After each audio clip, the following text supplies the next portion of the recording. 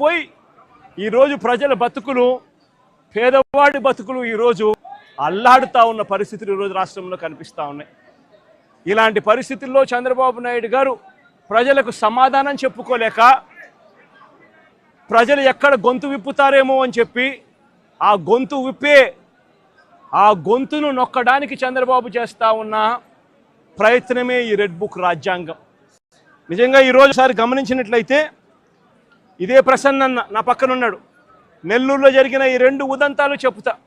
ఎంతగా దిగజారిపోయాడు చంద్రబాబు నాయుడు అని చెప్పడానికి 2 ఉదంతాలు స్పష్టంగా కనిపిస్తాయి.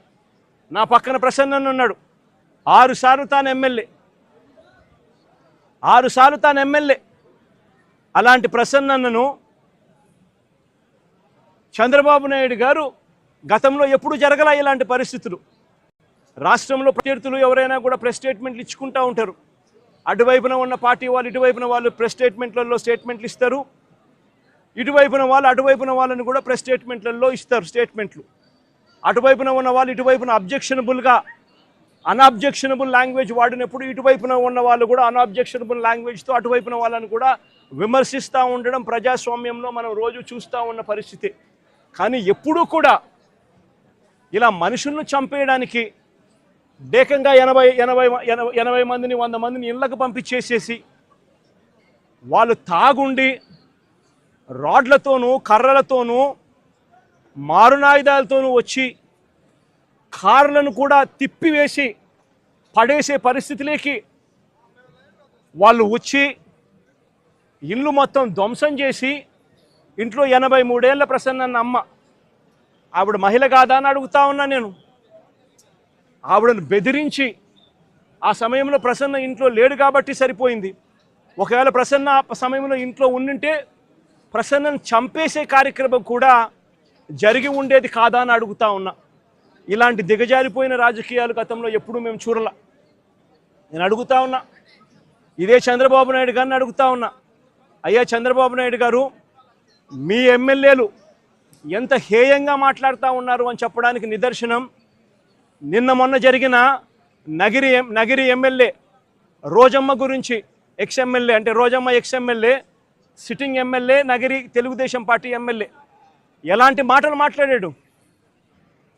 చెప్పడానికి కూడా సిగ్గుపడే మాటలు, సిగ్గుపడాల్సిన మాటలతో రోజమ్మను హేయంగా మాట్లాడితే ఇదే చంద్రబాబు నాయుడు గారు ఏం చేశారని అడుగుతా ఉన్నా.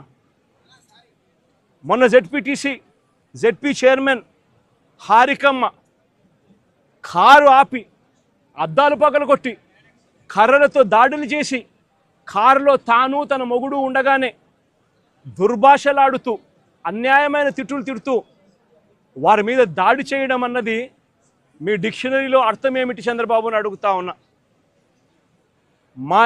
మా మాజీ మంత్రి రజనమ్మ ఎంతటి దారుణమైన భాషతో మీ తెలుగుదేశం నాయకులు మాట్లాడారు అని అడుగుతా ఉన్నా.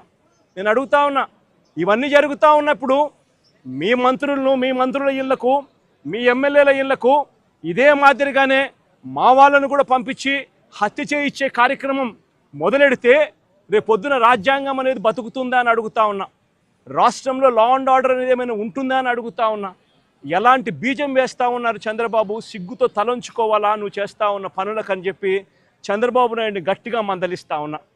ఏదైనా రాజ్యాంగంలో ఉన్నప్పుడు, కాన్స్టిట్యూషన్లో ఉన్నప్పుడు డెమోక్రసీకి వాల్యూ ఇవ్వాలి.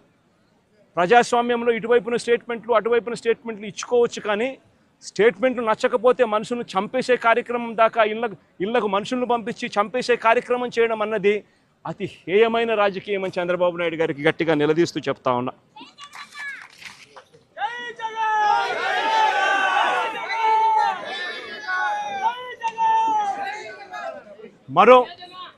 మరో ఉదాహరణ, నా పక్కనే ఉన్న గోవర్ధన్ అన్న కూతురు.